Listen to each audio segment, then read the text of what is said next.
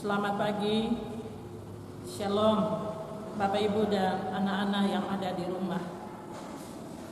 Bacaan Alkitab 2 Raja-Raja pasal 2 ayat 19 hingga 22 ada dalam bingkai tema minggu ini, yaitu selamatkan bumi untuk kehidupan segala makhluk. Bapak, Ibu, dan saudara-saudaraku yang dikasihi dalam Tuhan Yesus Kristus, bacaan ini singkat 4 ayat, tetapi memiliki makna yang syarat. Kalau Bapak, Ibu, dan anak-anak membacanya secara teliti, maka Bapak, Ibu, ada 2 hal saja yang mau dijelaskan oleh teks 2 Raja-Raja 2 ayat 19 hingga 22. Yang pertama, Bapak, Ibu, dan anak-anak, bahwa ada peristiwa menarik, ada persoalan yang sungguh memprihatinkan yang terjadi dalam kehidupan masyarakat atau umat di Yerikho. Persoalan atau peristiwa itu adalah penduduk Yerikho memiliki air yang tidak sehat, air yang sudah tercemar, dan itu mengakibatkan kematian, keguguran bayi. Bapak, Ibu, dan anak-anak yang dikasihi dalam Tuhan Yesus Kristus, masalah air yang tidak sehat atau yang sudah tercemar adalah masalah yang besar bagi penduduk di kota Yerikho. Air di kota Yerikho diduga tidak sehat atau tercemar. Alasannya karena pada saat Israel merebut tanah Kanaan dan meruntuhkan tembok kota Yerikho, itu terjadi pembakaran secara besar-besaran. Patung-patung penyembahan berhala dibakar, bahkan segala harta milik terbakar.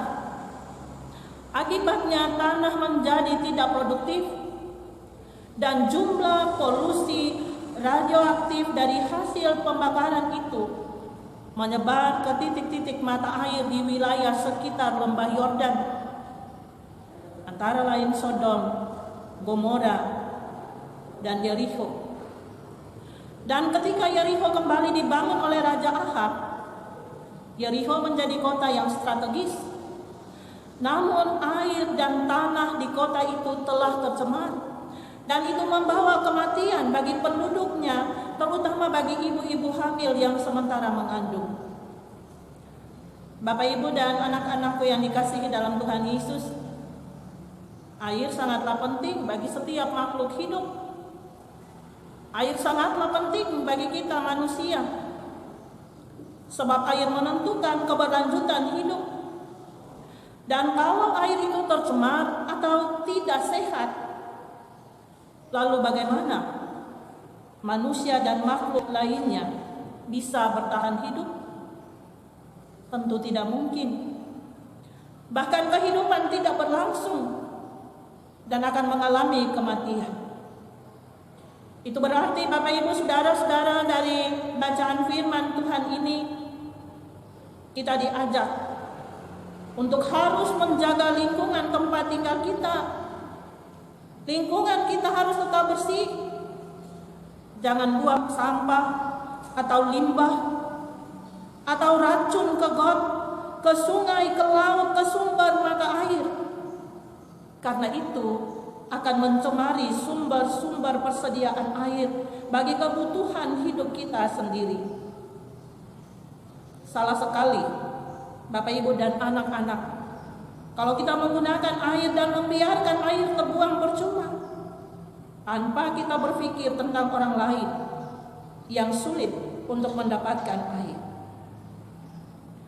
Mari kita menjadi orang-orang yang peduli, yang mau menjaga, yang mau merawat alam ciptaan Tuhan, termasuk di dalamnya air, agar terus memberikan kehidupan yang berlanjut bagi anak cucu dan generasi kita ke depan. Hal kedua, Bapak, Ibu, dan anak-anak yang kita dapatkan dari teks ini, bahwa Elisa adalah hamba Elisa adalah pemimpin yang dipakai Tuhan untuk menyelesaikan masalah yang sementara dihadapi umat. Inisiatif penduduk kota Yeriko untuk meminta Elisa di satu pihak dan respons Elisa di pihak lainnya mau memperlihatkan bagi ketong semua bahwa upaya untuk memperjuangkan kehidupan, upaya untuk memperjuangkan keselamatan, bahkan keadilan harus juga dilakukan sungguh-sungguh oleh pemerintah, oleh gereja, dan juga oleh masyarakat. Dan ini Bapak Ibu Saudara-saudaraku adalah panggilan iman ketong semua yang sama untuk menjaga, untuk melindungi, untuk memelihara kehidupan. Ketong semua harus menjadi orang-orang yang peduli dan aktif bagi kehidupan dan keselamatan kita bersama. Elisa adalah orang yang hidup takut Tuhan, orang yang taat dan setia, orang yang dipandang Tuhan baik untuk menyelesaikan persoalan.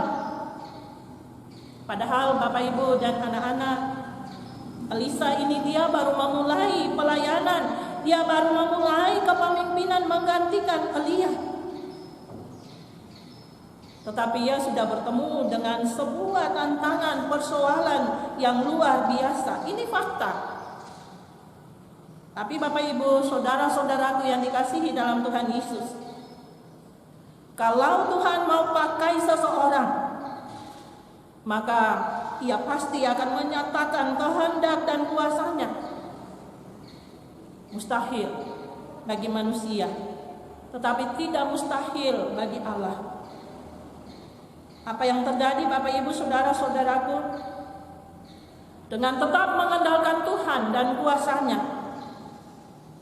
lalu garam dipakai sebagai alat, maka Bapak Ibu Saudara-saudara yang dikasihi dalam Tuhan Yesus, air yang tadinya tercemar, air yang tadinya tidak sehat, menjadi sehat sampai hari ini atau sampai selama-lamanya.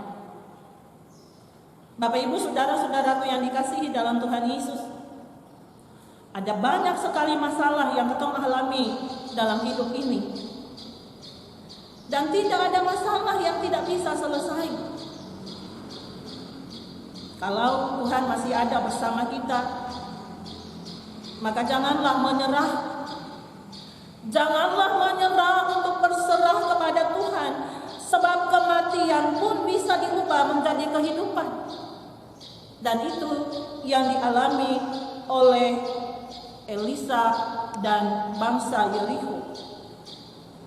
Kita percaya Bapak Ibu Saudara-saudara, apapun besar persoalan kita, ancaman hidup yang sementara ini kita alami, pasti Bapak Ibu Saudara-saudara kita akan keluar dari persoalan itu.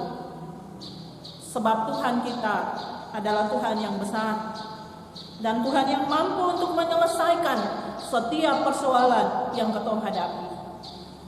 Bapak Ibu dan anak-anak yang dikasihi dalam Tuhan Yesus, hari Senin kita akan masuk masa PSBB. Ingat bahwa sebagai masyarakat kita harus menuruti apapun aturan, anjuran yang dikeluarkan oleh pemerintah. Mari dengan penuh hikmat dari Tuhan kita semua memohon agar kondisi ini akan semakin hari semakin lebih baik. Ketika Bapak Ibu Saudara-saudara dan beta merasa bahwa hidup ini perlu diperjuangkan dan hidup ini sungguh berarti bagi kita semua. Selamat menjalani hari-hari hidup ke depan. Allah dalam Tuhan Yesus Kristus menyertai dan memberkati kita semua. Shalom.